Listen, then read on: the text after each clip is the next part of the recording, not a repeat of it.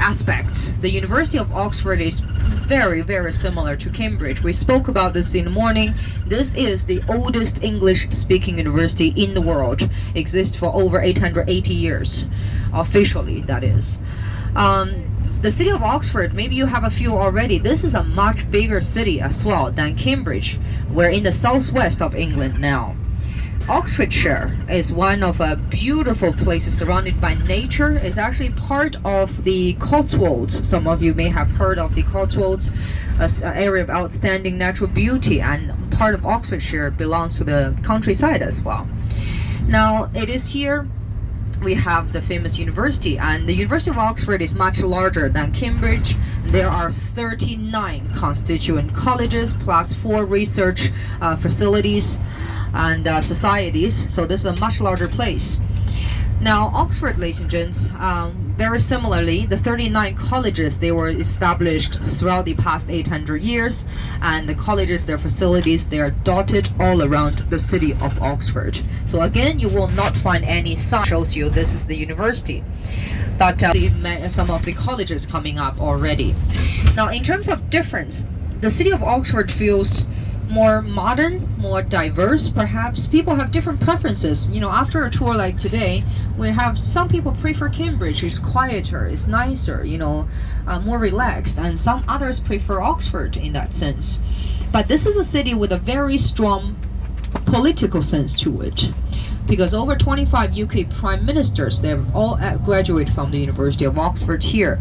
Very familiar ones. We have Rishi Sunak, our previous prime minister, Boris Johnson, David Cameron, Tony Blair, and of course all 3 female prime ministers in British history. The Iron Lady, Margaret Thatcher, Theresa May during the Brexit era, and I don't know if you still remember her, one of the shortest staying prime ministers in British history, Elizabeth Truss, I think about 42 days or so before she resigned. But all 3 ladies, they were educated here in the University of Oxford. We even have a US President, Bill Clinton, actually. Bill Clinton did not come here for a full undergraduate degree. He attended the Rhodes Scholarship, which is one of the world's elite postgraduate scholarships, and he spent a wonderful time, just less than a year, here in Oxford as well. Now, so many important political figures have once studied and lived in this wonderful city. Apart from a political sense to it, the city is full of history and culture, especially in literature as well. Very rich in literature history.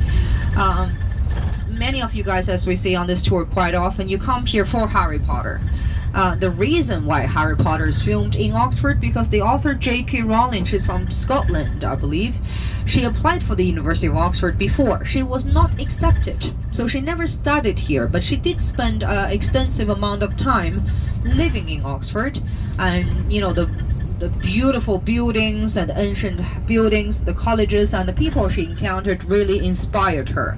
That's why when Harry Potter became so popular, the author insisted on using Oxford as a key filming location.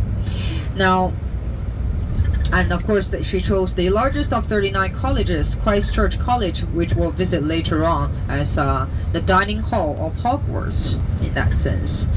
Apart from that, if we talk about more classics, we have the likes of Lord of the Rings, you know, J.R.R. Tolkien, C.S. Lewis, Lewis Carroll. A college here, by the way, New Orleans, St. Anne's on the left, so we're in the city part already. So all of these fantastic, Narnia, the story of Alice in Wonderland, of A Christmas Carol, they are all created in this wonderful city. And J.R.R. Tolkien and C.S. Lewis, C.S. Lewis, they're actually very close friends, and they both belong to a particular club, writers club, which is called the Inklings, Inklings. And one of their most frequented gathering point. Where else, ladies and gents? You are talking about British authors. There has to be a pub. So it's coming up on your right hand side. In fact, if you see the sign, the circular sign with a blue background and a red eagle on it, that's a famous pub called Eagle and the Child. And that's many of them gathered. It's not open at the moment, I'm afraid, but it's a famous place. So welcome to Oxford, ladies and gents. We are here. Now, as you guys can see on your right hand side, there's a few coaches here. This is where all coaches will be parked up and will stay here as well. Now this time, this is a much bigger city. I want to still warn you guys to be careful with your belongings, and also if you don't want to get lost, this, you see the columns here on the right, this is the side entrance into a famous museum. This is called the Ashmolean Museum, named after Elias Ashmole, who, guess what he did? Give money to build it.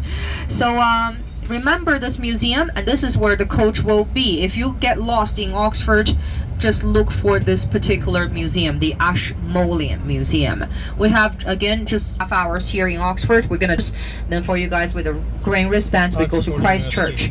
4:50, ladies and gents.